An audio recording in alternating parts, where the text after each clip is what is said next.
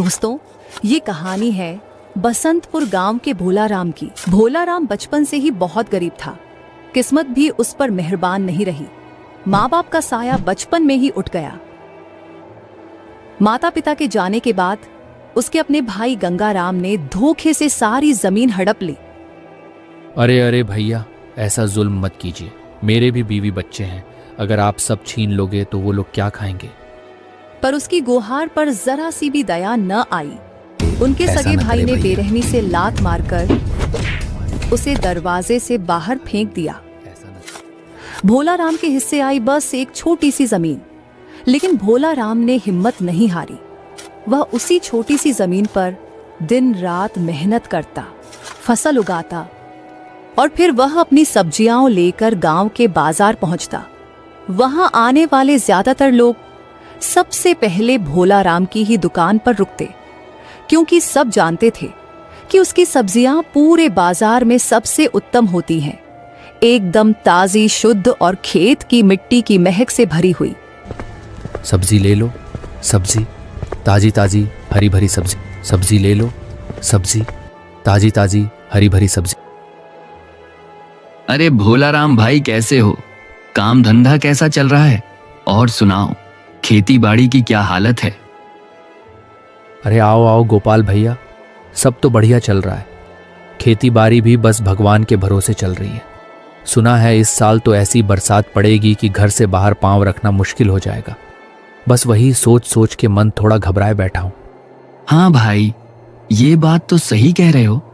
मैंने भी अखबार में पढ़ा था और ऊपर से चाय की टपरी पर भी सब लोग यही चर्चा कर रहे थे कि इस साल बरसात कुछ ज्यादा ही तगड़ी होगी। अब देखो, भगवान की मर्जी के आगे तो किसी की नहीं चलती। जो होगा अच्छा ही होगा। हाँ भैया, ये सब तो ऊपर वाले की ही मर्जी है। इंसान चाहे जितनी भी सोच विचार कर ले, आखिर होना वही है जो वो चाहेगा। लेकिन भैया, बरसात की बात बाद में, पहले ये बताओ, भाभी के ऑपरेशन का क्या हाल है? अब ठीक है ना? सच मानो, दिल को सबसे बड़ी चिंता इसी बात की रहती है। अरे भोलाराम, आधी जमा पूंजी भाभी के इलाज में निकल गई। बस अब ऊपर वाले की दया से थोड़ी बहुत ठीक है। डॉक्टर ने कहा है 2 दिन बाद फिर से ले आना। चलो छोड़ो, अब बताओ, पालक कितने में दे रहे हो और टमाटर आज कैसे हैं? अरे गोपाल भैया, आप तो जानते ही हो मेरे रेट। आपके लिए तो वही पुराना भाव है। पालक 2 रुपये मुट्ठी और टमाटर 10 रुपये किलो। बोलो कितना तोल दूं? अच्छा ठीक है भोलाराम भाई, 2 किलो टमाटर, 3 मुट्ठी पालक और थोड़ा सा बैंगन भी तोल दो। हाँ हाँ गोपाल भैया, अभी देता हूं। फिर भोलाराम गोपाल को सब्जी दे देता है और उसके बदले में उनसे पैसे ले लेता है।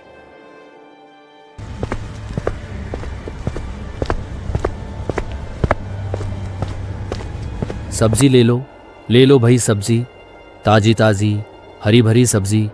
सब्जी ले लो सब्जी। भोलाराम दिन भर मेहनत करता और बाजार में सब्जियां बेचता। उसकी ताजी सब्जियों का गांव वाले दीवाने थे।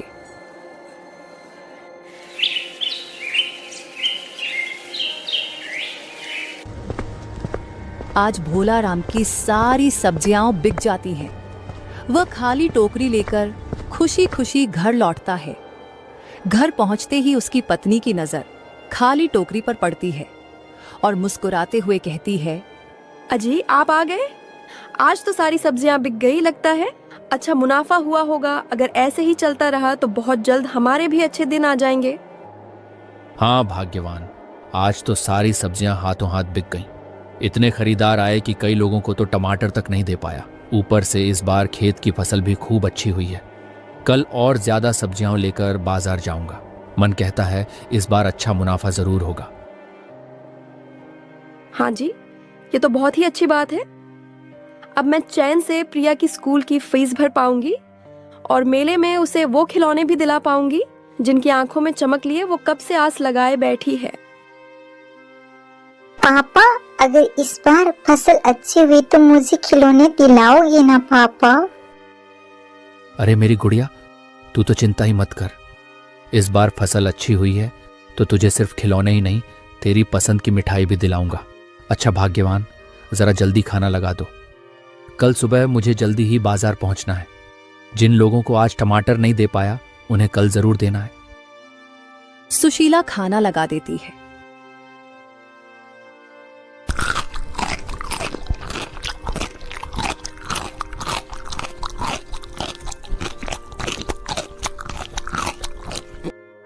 ओहो, अरे अरे सुशीला, ये पूड़ी सब्जी कहाँ से लाई हो? क्यों जी, क्या ये आपको अच्छा नहीं लगा? नहीं सुशीला, ये तो कितने स्वादिष्ट हैं। क्या तुमने ही बनाई है? मन करता है बस खाते ही रहूं। हाँ जी, ये हमने अपने हाथों से बनाई है। अगर आपको पसंद आई तो और भी है, चाहो तो मैं अभी ले आऊं?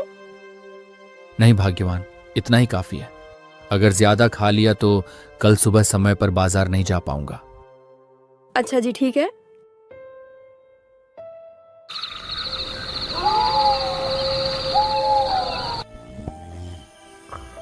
फिर खाना खाने के बाद तीनों आराम से सो जाते हैं।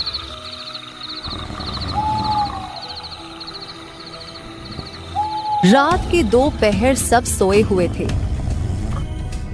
अचानक काले बादल छा गए और तेज बारिश शुरू हो गई।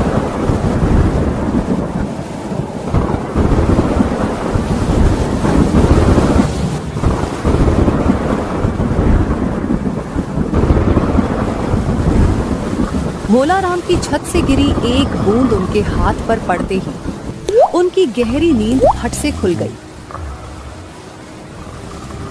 भोला राम देखता है कि मौसम खराब हो गया है। अरे इतनी तेज बारिश, अब तो मेरी सारी फसल बर्बाद हो जाएगी। सुशीला, अरे ओ सुशीला, जल्दी उठो, देखो देखो बाहर कितनी जोर से बारिश हो रही है।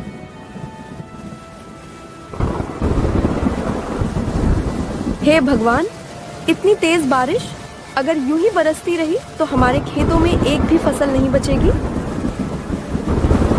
सुबह के यही कोई 4 बज रहे थे। बाहर मूसलधार बारिश हो रही थी।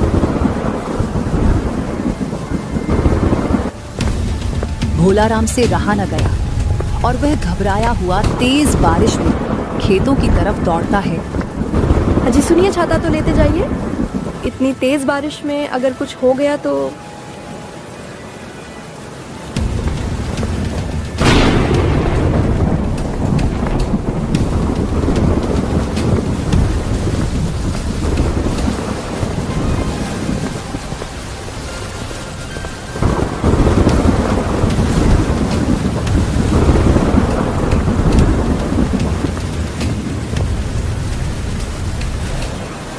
अरे गोपाल भाई, अरे ओ गोपाल भाई, जल्दी चलो, देखो कितनी जोर की बारिश हो रही है। भोला राम अपने पड़ोसी गोपाल के साथ भीगी हुई जमीन और मूसलधार बारिश के बीच खेतों की ओर निकल पड़ता है। भोला राम हाँफते हुए खेतों तक पहुंचा। वहां का दृश्य देखकर उसका दिल बैठ सा गया। जहां कल तक लाल पीले टमाटर लहलहा रहे थे, आज वही खेत पानी में डूबे पड़े थे। जैसे सारी मेहनत और उम्मीदें बारिश की धार में बह गई हों। है भगवान, यही एक ही जरिया था जिससे मैं अपने परिवार का पेट भरता था, और अब तुम उसे भी छीन लो। मेरे छोटे छोटे बच्चों को मैं क्या खिलाऊंगा? घर में खाने का एक दाना भी नहीं बचा। गरीब के साथ इतना अन्याय क्यों? भोला राम की आंखों के सामने उसकी सारी फसल यूं ही बर्बाद हो गई।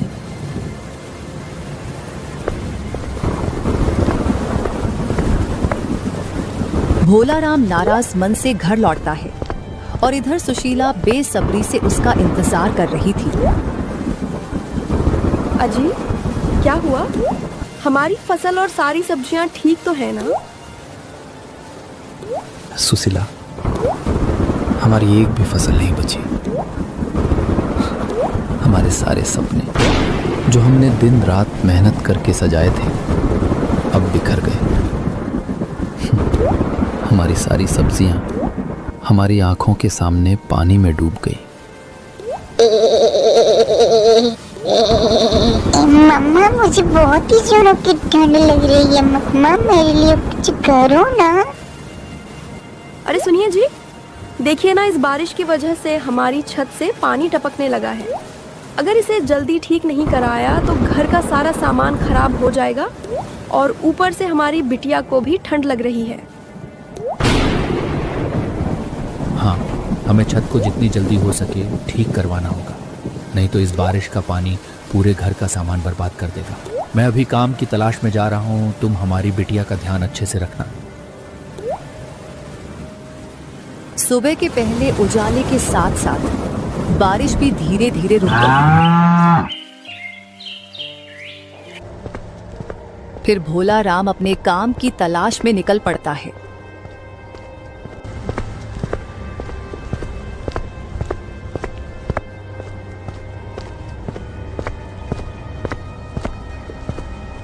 साहब जी, क्या हमारे लिए कोई काम है? ओए पुत्र, तेरे तय कोई काम ना से, ऊपर तय ये बरसात सारा झंझट बना राखिया से। बाकी सारा माल तो भिजवा दिया, अब जरा सा ही बाँचिया। इसे भेजन के बाद मैं भी फैक्ट्री के दरवाजे बंद कर दूंगा।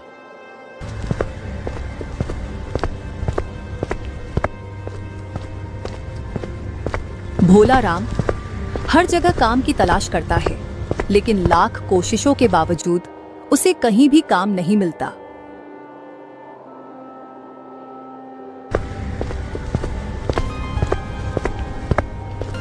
लंबी तलाश और कई नाकाम कोशिशों के बाद भोला राम को गांव से दूर एक जगह काम नसीब हो जाता है। हाँ हाँ रे, आज तो मुझे एक मजदूर की ही जरूरत थी। सारा माल पानी की वजह से बिखर ना जाए, इसीलिए फटाफट लोड करना पड़ेगा। ये माल आज ही राजनगर पहुंचाना है, लेकिन हाँ, मजदूरी में मैं तुम्हें सिर्फ 100 रुपए ही दूंगा। मजबूरी ऐसी थी कि वह बिना कुछ कहे 100 रुपए पर ही काम में लग गया। हालात ने उसे सिखा दिया था कि अब रुकना नहीं, चाहे कितनी भी मुश्किल क्यों ना आए।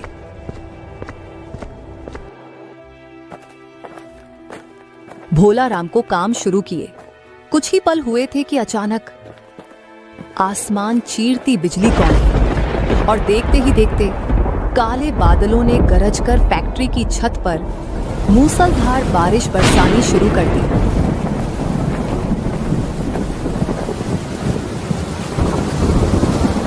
अरे भोला राम, जरा जल्दी करो, देखो बारिश और तेज हो रही है। अगर ऐसे ही चलते रहे तो राजनगर पहुंचते पहुंचते सारा माल भीग जाएगा। जी मालिक।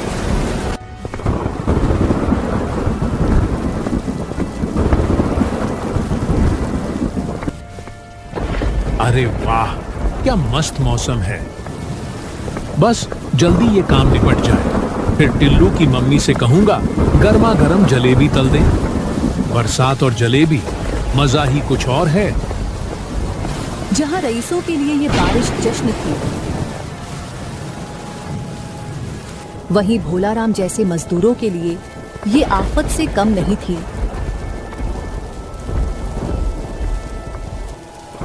हे भगवान, ये कैसी बारिश है। मैं तो कहकर आया था कि इस बरसात में छत ठीक करवा दूंगा, पर इस मूसलाधार बारिश को देखकर अब पता नहीं मेरी गुड़िया और मेरी पत्नी कैसी हालत में होगी।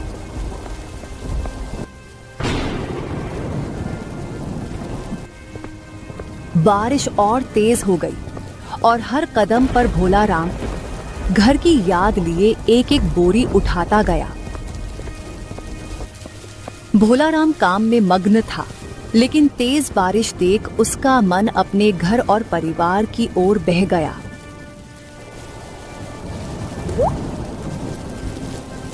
माँ, पापा कब तक आएंगे माँ? मुझे बहुत ही जोरों की ठंड लग रही है मम्मा। अरे मेरी प्यारी गुड़िया, तू चिंता मत कर, पापा बस आते ही होंगे। ये आफत कम थी कि बारिश की हवा इतनी तेज थी कि उनकी छत को उड़ा ले गई। हे भगवान, तूने कैसी आफत भेजी है। लगता नहीं कि अब इस तूफानी बारिश से हमारी जान बच पाएगी। गुड़िया जल्दी चलो, हमें यहाँ से निकलना होगा। हाँ मम्मा, हमें जल्दी ही यहाँ से बाहर निकलना चाहिए माँ। हाँ गुड़िया, पर हम इस तेज बारिश में कहाँ जाएं? माँ, क्यों ना हम गंगाराम चाचा के पास मदद मांगने चले।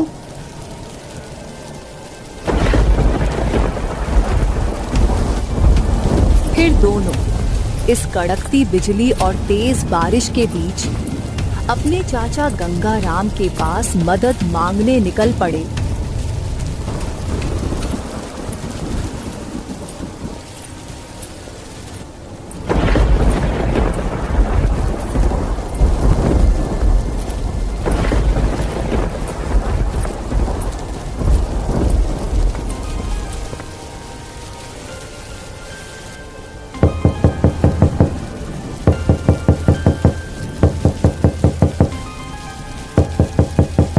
हो रहल बा। इतना जोरदार बरसात में केकर किस्मत फूटल बारे जे दरवाजा इतना जोर जोर से खटखटा रहल बा। अजी बस ही बैठे बैठे बक बक कर ट्रैप का जरा बाहर निकल के देखो तो सही। आखिर के बाऊ जे दरवाजा पीट पीट के जान ले रहल बा। अरे तुझा जरा देख के आ कौन दरवाजा पीट रहल बा।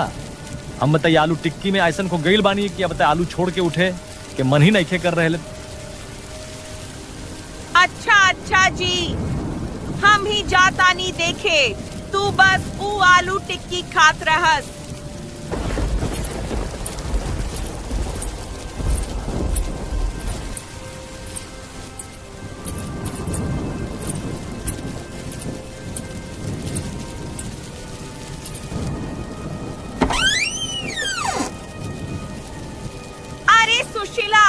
इतना तेज बरसात में तू यहाँ का कर रहल बाड़ू, सब ठीक तबाड़े ना। कुछ ठीक नहीं है दीदी। तेज बारिश और हवा से हमारा छप्पर उड़ गया, घर रहने लायक नहीं बचा। ऊपर से इनके पापा भी अभी तक नहीं लौटे। गुड़िया को लेकर कहाँ जाती, इसलिए यहाँ आ गई। क्या हम थोड़ी देर आपके घर रुक सकते हैं? क्या कहा तुमने? मेरे घर में रहना चाहती हो? अरे नहीं नहीं सुशीला, मेरा घर तुम्हारे जैसे लोगों के लिए नहीं बना है।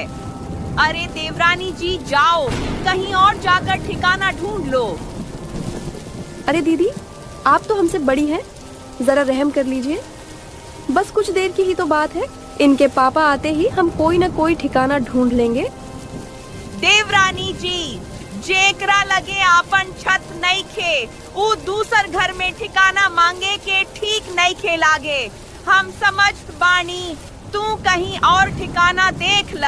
सुशीला कुछ नहीं पाई। दीदी मेरी बात तो सुनो। उससे पहले ही गंगाराम की पत्नी ने बिना कुछ सुने उसके मुंह पर दरवाजा लगा दिया।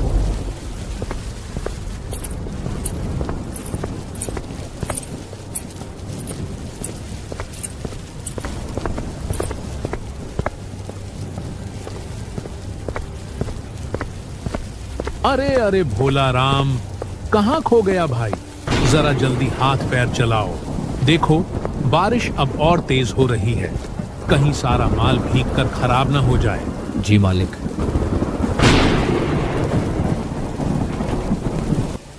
काम खत्म होने के बाद ठेकेदार हरिराम मजदूरों को उनकी मेहनत की मेहनताना बांट रहा था। मालिक, बस ये क्या 80 रुपए ही है, जबकि हमारी बात 100 रुपए की हुई थी। हाँ रे, जब धीरे धीरे काम कर सारा माल पानी में भीगवा दिया तो पूरे पैसे कैसे मिलेंगे? बेचारा, 100 रुपये मिलने थे और वो कुछ कहे बिना बस 80 रुपये ही रख लेता है। भोला राम चंद पैसों से थोड़ा बहुत खाने का सामान लेकर भीगे कपड़ों और उदास मन से घर की ओर चल पड़ता है। हे भगवान, कहीं मेरी बीवी बच्चों को कुछ हो न गया हो। न जाने इस तूफानी बारिश में किस हाल में होंगे वो। भोला राम यह सब सोचते सोचते धीरे धीरे रास्ते पर चला जा रहा था कि अचानक पास के पेड़ पर तेज बिजली कड़की सीधे भोला राम के सिर पर आ गिरी। वो धड़ाम से जमीन पर गिर पड़ा और बेहोश हो गया। अगले दिन बारिश थोड़ी थम गई। शहर के बाजार से लौटते हुए साहूकार की नजर अचानक सामने पड़े भोलाराम पर पड़ी।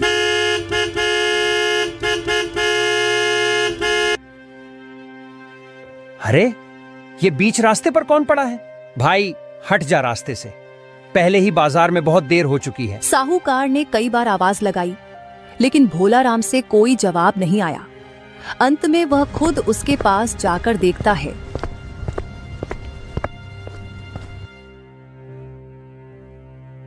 अरे ये तो पूरी तरह बेहोश हो गया है और ऊपर से पूरा शरीर भी भीग चुका है। अगर मैं इसे ऐसे ही छोड़ दूं तो ये बात अच्छी नहीं होगी।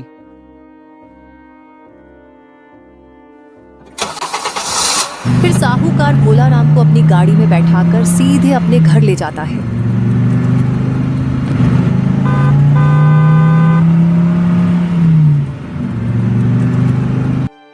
साहूकार भोलाराम को अपने घर ले जाकर उसकी देखभाल करता है और कुछ ही देर में भोलाराम को होश आ जाता है।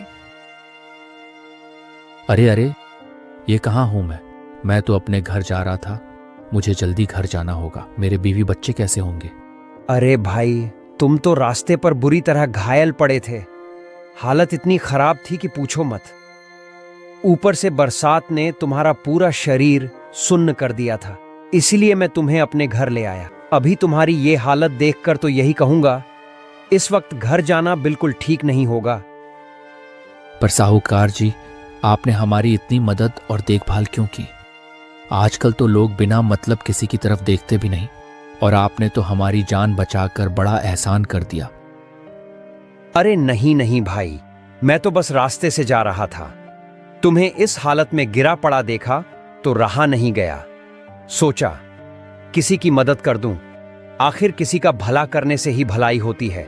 पर तुम वहां गिरे कैसे थे? अरे भाई, हालत तो ऐसी थी कि भगवान ही जाने। इतनी बारिश में घर टपक रहा था, बीवी बच्चे परेशान थे, काम की तलाश में निकला था। लौटते वक्त बिजली ऐसी कड़की कि होश ही उड़ गए, और उसके बाद तो मुझे कुछ भी याद नहीं। सच कहूं भाई, तुम बहुत परेशान और मेहनती लग रहे हो। ऐसा करो, जल्दी घर जाओ और घर मरम्मत करवा लो। सुना है शहर में रेड अलर्ट जारी हुआ है। ये कुछ पैसे रख लो, घर भी संवार लेना और काम धंधा भी शुरू कर लेना। और जब तुम कामयाब हो जाओ तो ये पैसे वापस कर देना, मैं तुम्हें उधार दे रहा हूं।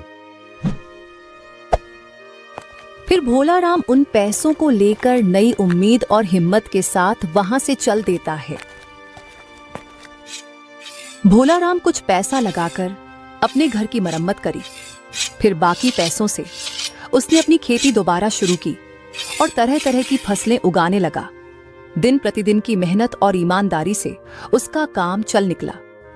कुछ ही समय में भोलाराम इतना सफल हो गया कि कई व्यापारी उसकी खेतों से सब्जियां खरीदने आने लगे और उसकी कमाई भी अच्छी होने लगी। और वहीं तेज बारिश और भयंकर आंधी ने गंगाराम की दुनिया पलट दी।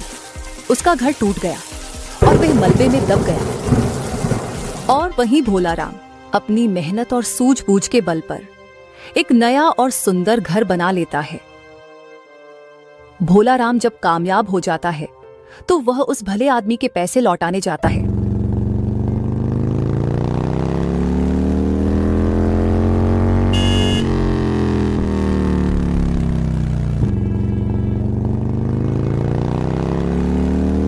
पर वहां पहुंचने पर उसे वह साहूकार की कोई पता नहीं होती। अरे चाचा, यहाँ पर एक साहूकार रहता था, मुझे उनसे मिलना है।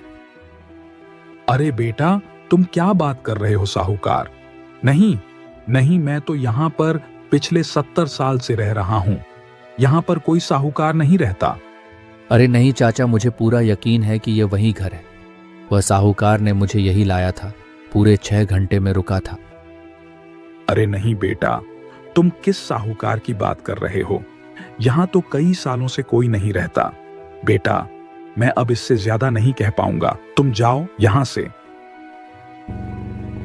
भोलाराम को पूरा यकीन था कि यह वही घर है। फिर उसे समझ में आ गया कि उनकी मदद किसी इंसान ने नहीं बल्कि भगवान ने